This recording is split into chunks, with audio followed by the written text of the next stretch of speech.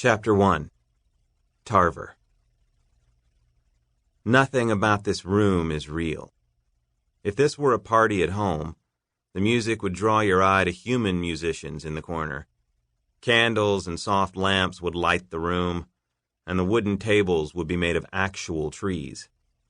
People would be listening to each other instead of checking to see who's watching them. Even the air here smells filtered and fake. The candles in the sconces do flicker, but they're powered by a steady source. Hover trays weave among the guests like invisible waiters are carrying drinks.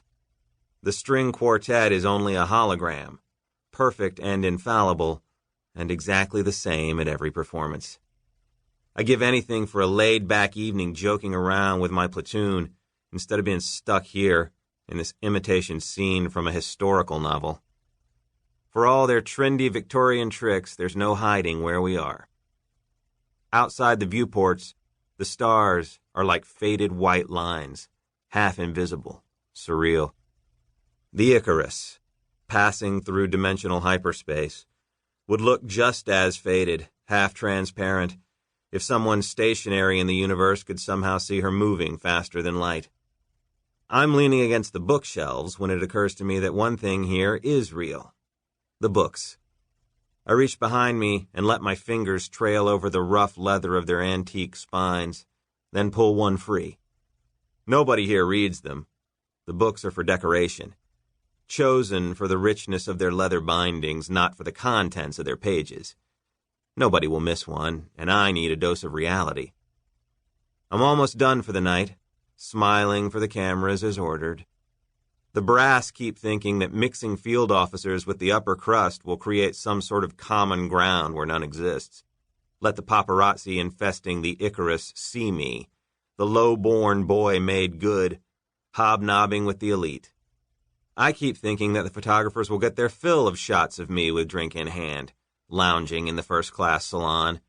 But in the 2 weeks I've been on board, they haven't. These folks love a good rags-to-riches tale. Even if my riches are no more than the medals pinned to my chest.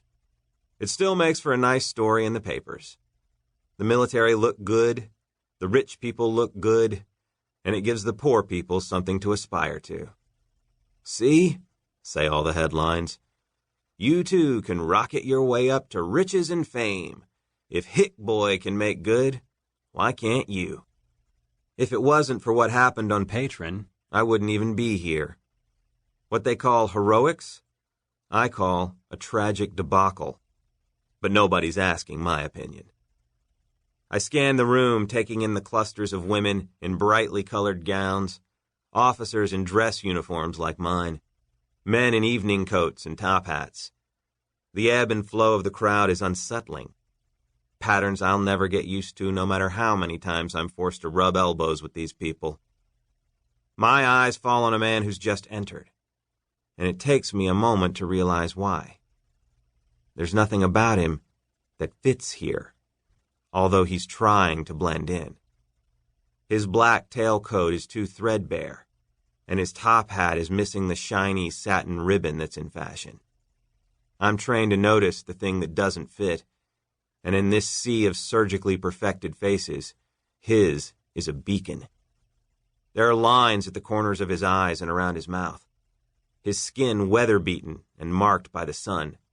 He's nervous, shoulders rounded, fingers gripping the lapels of his jacket and letting go again. My heart kicks up a beat. I've spent too long in the colonies where anything out of place might kill you. I ease away from the bookshelves and start to weave my way toward him, past a pair of women sporting monocles they can't possibly need. I want to know why he's here, but I'm forced to move slowly, navigating the push and pull of the crowd with agonizing patience. If I shove, I'll draw attention. And if he is dangerous, any sudden shift in the energy of the room could trigger him. A brilliant flash lights up the world as a camera goes off in my face. Oh, Major Merendsen! It's the leader of a gaggle of women in their mid-20s, descending on me from the direction of the viewport. Oh, you simply must take a picture with us. Their insincerity is poisonous. I'm barely more than a dog walking on its hind legs here. They know it, and I know it, but they can't pass up an opportunity to be seen with a real, live war hero. Sure, I'll just come back in a minute if... Before I can finish, all 3 women are posed around me, lips pursed and lashes lowered.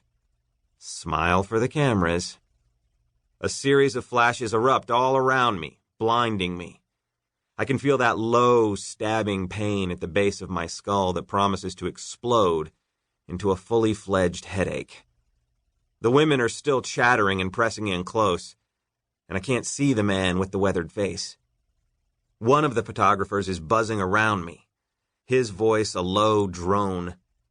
I step sideways to look past him, but my eyes are swimming with red and gold after images.